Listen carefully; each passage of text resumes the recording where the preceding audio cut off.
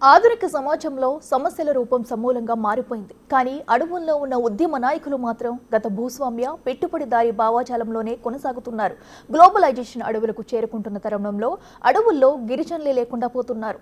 నక్సలైట్లుగా మారేవాళ్లు తక్కువవుతుంటే ఉన్నవారికి లుంగుబాట్లు కుంగుబాట్లే మిగిలాయి. మహిళల్ని బాలికల్ని రిక్రూట్ చేసుకుంటున్న పరిస్థితులు పెరిగాయి. దాదాపు 2 దశాబ్దాల నుండి నడుస్తున్న ఈ సంక్షోభం ఇప్పుడు పీక్స్ కు చేరుకుంది. ఉద్యమం నీరుగారిపోయి మావోయిజం మస్కబారుతోంది.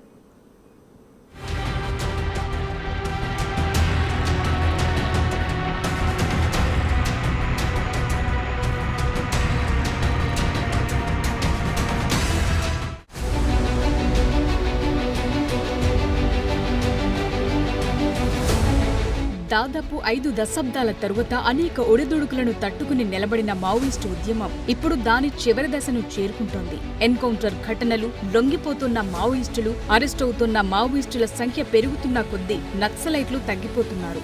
ఒకప్పుడు ఎదురు కాల్పులు జరిగితే భద్రతా దళాలకు కూడా నష్టం వాటిల్లేది. కానీ ఇప్పుడు పరిస్థితి మారింది. పదుల సంఖ్యలో నక్సలైట్లు రాలిపోతున్నారు. భద్రతా దళాల దాడుల్లో ఆధునిక పరికరాలు వాడుతున్నారు. ఒకవైపు నక్సలైట్లకు టెక్నాలజీ దూరమవుతుంటే భద్రతా బలాలకు సౌకర్యాలు అందుబాటులోకి వస్తున్నాయి. అడవులు తగ్గుతున్న కొద్దీ మావోయిస్టులకు స్థావరాలు తగ్గుతూ వస్తున్నాయి.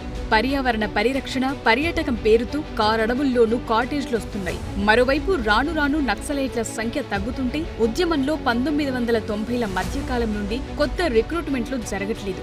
మావోయిస్టు భావజాలానికి ప్రత్యేకించి ఆంధ్రప్రదేశ్, తెలంగాణలోని విద్యార్థుల్లో ఎవరూ లేరు.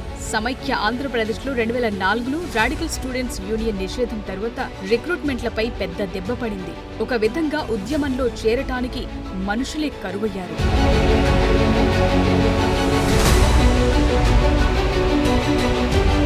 ఒకప్పుడు బాగా చదువుకున్న మేధావులు కూడా ఉద్యమంలో భాగస్థులయ్యేవారు. పెత్తందారి పాలనకు వ్యతిరేకంగా చేస్తున్న ఉద్యమం వ్యూహాత్మకంగా బలంగా ఉండేది. అయితే రాను రాను ఉద్యమంలో సభ్యుల సంఖ్య తగ్గుతూ వస్తోంది.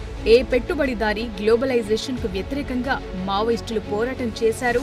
అదే గ్లోబలైజేషన్ అభివృద్ధి పేరుతో వచ్చి పేదలకు సైతం వృత్తి ఉద్యోగావకాశాలను పెంచింది. అభివృద్ధి వెనుక ఎంత పెట్టుబడిదారి భావాలున్నప్పటికీ కూడు గుడ్డ గూడుకు కొదువలేని పరిస్థితులొచ్చాయి. దోపిడీ రాజ్యం అనే నినాదాన్ని ఎవ్వరూ విని అర్థం చేసుకునే పరిస్థితి లేదు. ఇంతటి బిజీ జీవితంలో పెట్టుబడిదారుల బిజినెస్ వ్యూహాలు సామాన్యులకు అవసరం లేకుండా పోయాయి. ఈ అత్యాధునిక ప్రపంచంలో మారుమూల ప్రాంతాల్లో కరెంటు లేకపోయినా స్మార్ట్ ఫోన్లు వచ్చేశాయి. కనీస సౌకర్యాలు అందుబాటులో ఉన్నాయి. ఆరోగ్య సేవలు విస్తరించాయి. రాను రాను రోడ్డు రవాణా మెరుగవుతోంది. అసలు ఏ అడవి బిడ్డల కోసం నక్సలైట్లు పోరాటం మొదలుపెట్టారో ఆ అడవుల్లో జీవించే వారే తక్కువయ్యారు.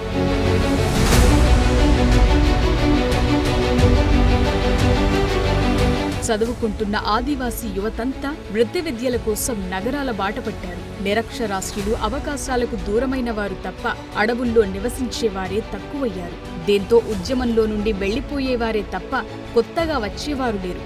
దీంతో అత్యంత వెనుకబడిన ప్రాంతాల నుండి బలవంతంగా యువతను లాక్కుంటున్న పరిస్థితి వచ్చింది. వారికి సరైన శాస్త్రీయ పరిజ్ఞానం లేకపోవడంతో సంఖ్యాబలం తప్ప బుద్ధిబలం లోపించిన పరిస్థితులొచ్చాయి. ఒక్కొక్కరిగా సీనియర్ లీడర్లంతా కనుమరుగవుతుంటే ఉన్నవారితోనే ఉద్యమాన్ని నడపాల్సిన అవసరం వచ్చింది. డాక్టర్లు, ఇంజనీర్లు, పరిశోధకులు, శాస్త్రవేత్తలు కనుమరుగై గన్ను పట్టుకోవటం వచ్చిన వారే ఎక్కువయ్యారు. ప్రభుత్వ పోలీసింగ్ పెరిగే కొద్దీ అడవుల్లో మావోయిస్టు పొటెన్సీ తగ్గుతూ వచ్చింది. వామపక్ష భావాలను మోస్తున్న సిటిజన్స్ కారణంగా అర్బన్ నక్సల్స్ అనే పదం పుట్టింది. కానీ అసలు నక్సలిజం మాత్రం అంతానికి అతి దగ్గరలో ఉంది.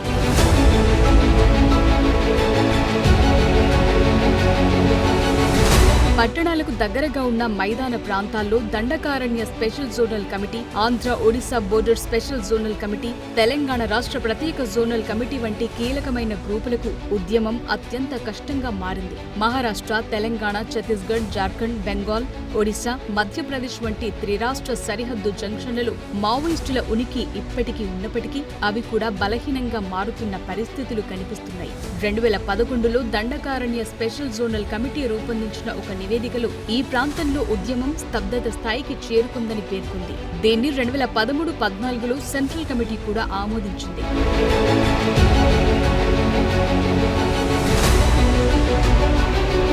2010 2014లో అప్పటి సిపిఐ మావోయిస్టు ప్రధాన కార్యదర్శి ముప్పాల లక్ష్మణరావు ఎలియాస్ గణపతి అన్ని రాష్ట్ర కమిటీలకు రాసిన లేఖలు కీలకమైన వ్యాఖ్యలు చేశారు. నష్టాలను తగ్గించండని, బలమైన కోటలను రక్షించండని అందులో ఉత్తర్విచ్చారు. ఈ పరిణామం మావోయిస్టు ఉద్యమ తిరోగమనాన్ని సూచిస్తోంది. అప్పటికే ఆంధ్రప్రదేశ్, ఒడిశా, మహారాష్ట్ర, ఛత్తీస్గఢ్ వంటి చాలా రాష్ట్రాల్లో గ్రేహౌండ్స్, స్పెషల్ ఆపరేషన్స్ గ్రూప్ వంటి నక్సల్ వ్యతిరేక పోరాట దళాలు వచ్చేశాయి. ఇది కేంకారణ్యంలో కూడా చొరబడి అగ్ర నాయకులను చంపేశాయి. అప్పటి నుంచి మావోయిస్టుల కార్యకలాపాల పరిధి తగ్గుతూ వస్తోంది.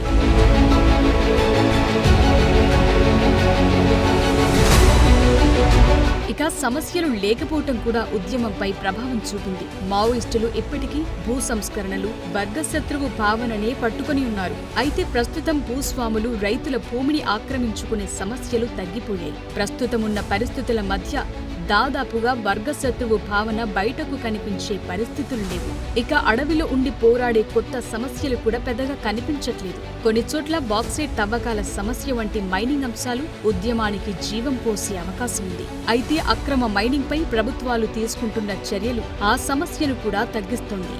ఇక ప్రధాన స్రవంతిలో పోరాటం చేస్తున్న వారు కూడా చట్టరీత్యా చాలా సమస్యలను పరిష్కరించడానికి పనిచేస్తున్నారు. ఈ పరిస్థితుల్లో సమస్యలను గుర్తించినా వాటిని ప్రజల్లోకి వచ్చి పరిష్కరించడం తప్ప అడవుల్లో ఉండి పోరాటం చేస్తే వచ్చే ఫలితాలేవీ లేవు.